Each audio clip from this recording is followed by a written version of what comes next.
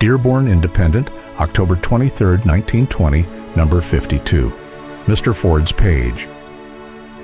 In the party point of view, campaigns are a matter of life or death, but from the view of principle, campaigns are not so important, especially where there are no great principles involved.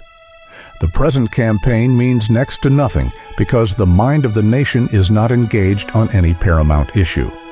No issue of principle has come to a definite head, which will make this campaign a final pronouncement on the side of light or on the side of darkness.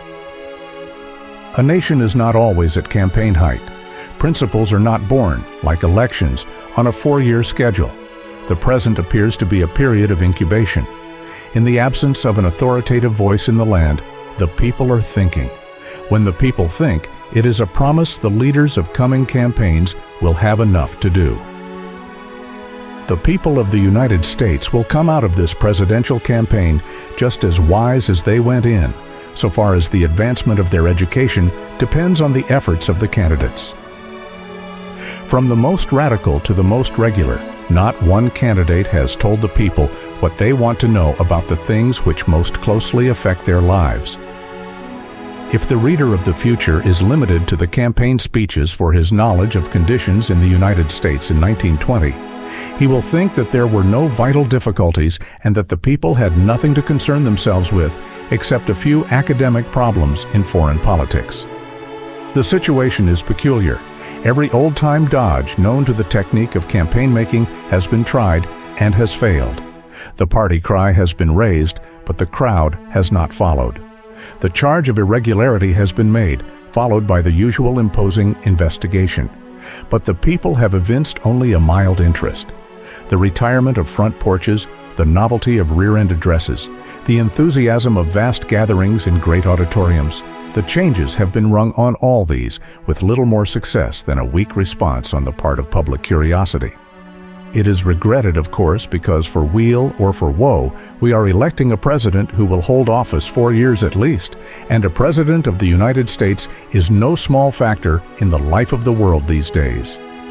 But the fact is not without its possible compensations. There is a time for big leaders, and there is a time for chief clerks.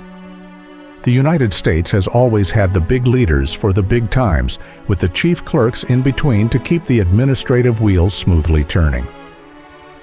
In spite of what seems to be the importance of these times, it may well be that the greatest need of the next 4 years shall be a man who is not big enough to fool with the machinery of American life.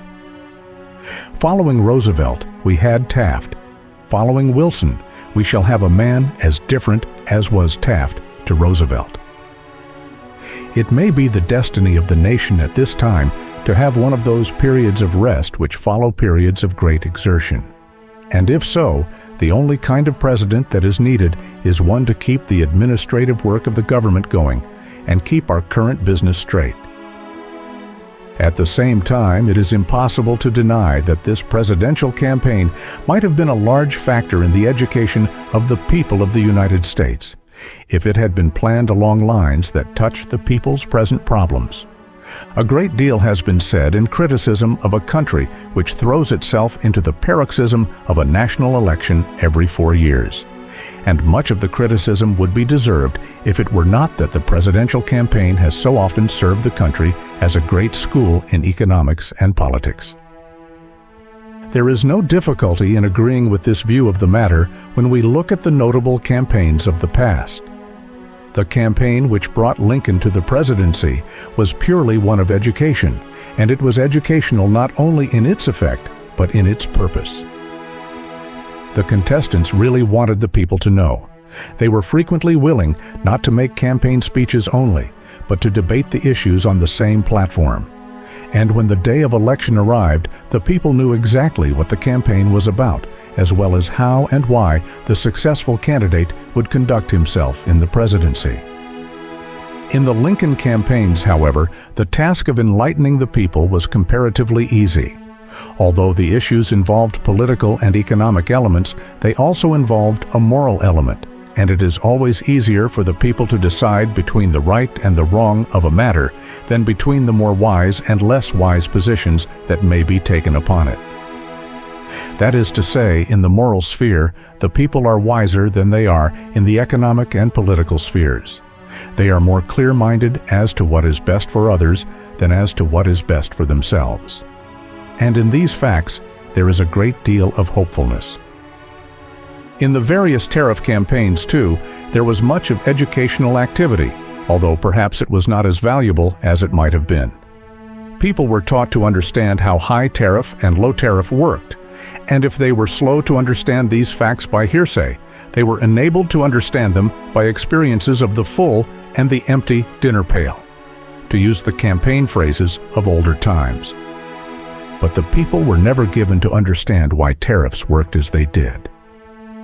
Since education on this question has largely ceased, due principally to the political parties themselves coming to the end of their tariff ropes, the people have gained the idea that the one fact about tariffs which the parties never emphasized was their artificiality. There is a pretty widespread conviction today that, at best, tariffs are makeshifts without fixed standards, and certainly not the final device of a completely civilized world. The deeper the campaign dips into politics, apparently, the less its convincing power upon the minds of the people.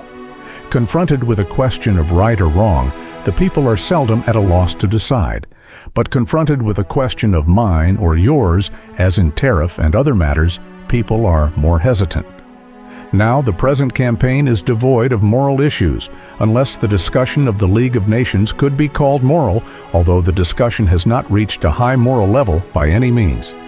And as a result, we find the people less interested than ever. Why? Because less informed. And why less informed? Because the so-called leaders themselves are uninformed. There is not an authoritative voice heard today on any question which occupies the people's real attention. There is not even an authoritative mistaken voice. There is no political leader who says, "This I know, this I can do." Even the voice of the demagogue is dumb in the land. Well, fortunately, campaigns are only incidents in a nation's life. The campaign itself means nothing. The idea which it embodies is the important thing.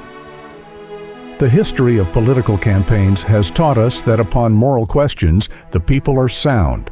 Upon political questions, they are open to persuasion, but upon economic questions, neither the people nor their leaders are as yet able to formulate any final policy.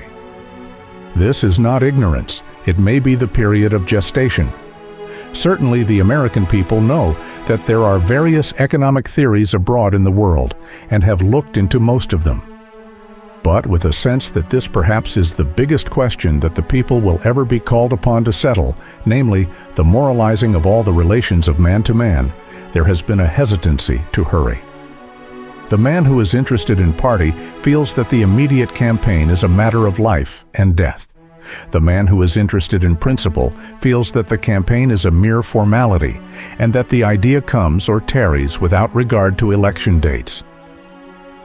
We are probably in a period of national preparation, the making up of our mind, taking stock of our status, and otherwise engaged in doing that foundational work which the national mind must do before issues can become clear and policies spring forth complete and strong. Until there are great policies to put through, ordinary men will do for the presidency. When the great idea comes, the man will come with it, as has always occurred in the history of the Republic. And anyway, the leaders hardly ever know where to lead until they see which way the people are going. The people seem to be meditating upon their path now. When a nation thinks quietly, something is achieved in the ideal realm. The bells and bugles of the campaign will soon be silent. A new chief officer of the government will be inducted into office, but the people will continue to think toward a solution of the next big problem to be tackled.